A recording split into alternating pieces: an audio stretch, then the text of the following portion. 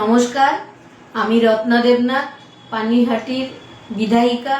মেয়ের বিচারের লড়াই করতে করতে রাজনীতির কদর্য চেহারাটা আমি একটু হলেও চিনেছি।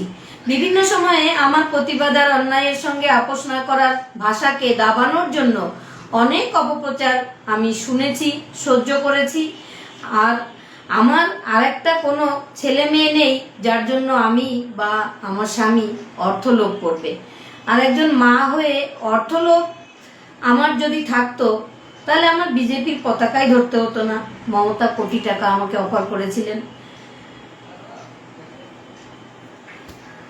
টুকরো টুকরো হতো না যদি ডাক্তার দেবনাথের মা লোভী হতো। আর অর্থলোভ থাকলে তো মেয়েকে ডাক্তারই পড়াতাম না। পানিহাটিতে রাজনীতি করে টাকা কামানো তো শিখিয়েই গেছেন নির্মল ঘোষ ওরফে নান্টু ঘোষ।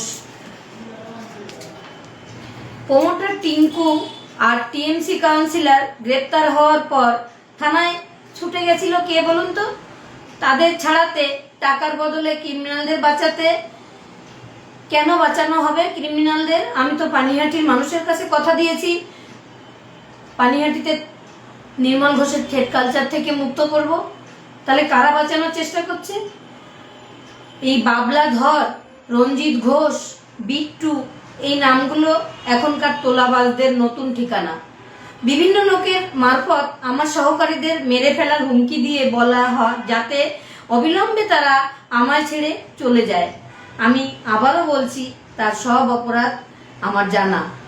ভোটের আগে যাকে বাড়ি থেকে ডেকে রাজনৈতিকভাবে আমি আমার পাশে নেতা হতে দিয়েছি, সে আজ টাকার বিনিময়ে তৃণমূলের তোলাবাজদের আমার মেয়ের খুনের ঘটনার অন্যতম অভিযুক্ত সঞ্জীব মুখার্জি, নির্মল ঘোষ, সোমনাথ দে, এদের রক্ষা করার ভূমিকায় আমাকে এবং আমার স্বামীকে কালিমালিপ্ত করতে ব্যস্ত।